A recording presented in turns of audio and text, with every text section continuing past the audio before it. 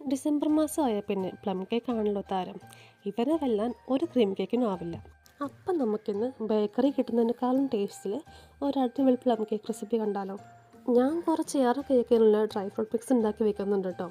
ഇപ്പം ഞാൻ ഒരു ½ kg പ്ലം കേക്കിന് വേണ്ട മെഷർമെൻറ്റ്സ് പറയാം. നിങ്ങൾക്ക് ഇഷ്ടപ്പെട്ട ഡ്രൈ ഫ്രൂട്ട്സ് ഏതുവേണമെങ്കിലും എടുക്കാം കേട്ടോ. ഇവിടെ ഞാൻ black resin, tutti Frooti, dates പിന്നെ കുറച്ച് ക്യാഷ്യൂ എടുത്തിട്ടുണ്ട്. എല്ലാം കൂടെ 1 കപ്പ് മതിയാവും കേട്ടോ 1/2 കിലോ കേക്കിന്. 1/2 കപ്പ് പഞ്ചസാര നന്നായിട്ട് കാരമലൈസ് ചെയ്ത് ഡീപ്പ് ബ്രൗൺ നിറമാകുമ്പോൾ അതിലേക്ക് 1/4 കപ്പ് ചൂടുവെള്ളം ഒഴിച്ച് തിക്കാക്കി എടുക്കണം.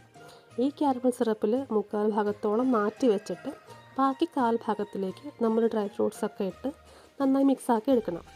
എന്നിട്ട് അതിലേക്ക് 1/2 കപ്പ് അളവിൽ ഓറഞ്ചിൻ്റെ ജ്യൂസ് വെള്ളം ചേർക്കാതെ എടുത്തത് ചേർത്ത് കൊടുത്ത് നന്നായിട്ട് മിക്സ് ചെയ്ത് മീഡിയം തീയിലിട്ട് വറ്റിച്ചെടുക്കണം. അത് വറ്റി വരുമ്പോഴേക്ക് 1 ടേബിൾ സ്പൂൺ അളവിൽ ഗ്രേറ്റ് ചെയ്ത ഓറഞ്ചിൻ്റെ തൊലി ചേർത്ത് കൊടുക്കാം. ലാസ്റ്റാണ് കേട്ടോ ഞാൻ ക്യാഷ്യൂ ആഡ് ചെയ്യണത്. ഈ മിക്സ് മാറ്റി വെച്ചിട്ട് ഒരു പാത്രത്തിലേക്ക് 3/4 കപ്പ് മൈദ, 3/4 table spoon baking powder, 1/4 teaspoon ഉപ്പ്, 1 ടീസ്പൂൺ അളവിൽ ഗരം മസാല നന്നായി അരിച്ചെടുക്കുക. പട്ട, ഗ്രാമ്പു, ഏലക്ക, നട്ട്മെഗ് എന്നിവ പൊടിച്ചെടുത്തതാണ് കേട്ടോ ഈ ഗരം മസാല. ഇനി നനവില്ലാത്ത പാത്രത്തിലേക്ക് 50 ഗ്രാം ഉപ്പില്ലാത്ത ബട്ടർ ചേർത്ത് കൊടുക്കാം. അത് റൂം ടെമ്പറേച്ചറിലാവണം.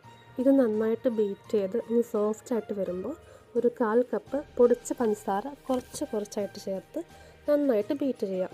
ശേഷം 2 മുട്ട ഓരോന്നായി ചേർത്ത് കൊടുത്ത് ബീറ്റ് ചെയ്യാം. 1/2 ടീസ്പൂൺ വാനില എസൻസും കൂടി ചേർത്ത് കൊടുക്കാം.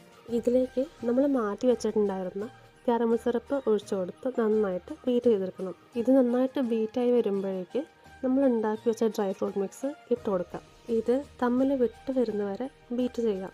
ഇത്തിരി ബുദ്ധിമുട്ടാവട്ടോ ബീറ്റ് ചെയ്യാൻ.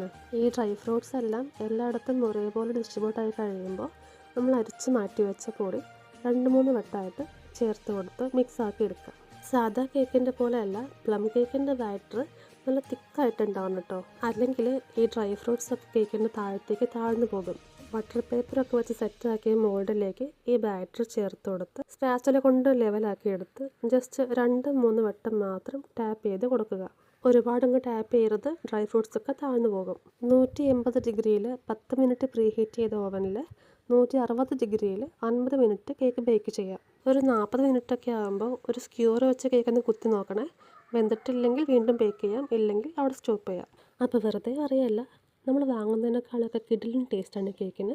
ധൈര്യമായിട്ട് ഉണ്ടാക്കി നോക്കിക്കോട്ടോ. അപ്പോൾ എല്ലാവർക്കും അഡ്വാൻസ് മെറി ക്രിസ്മസ്.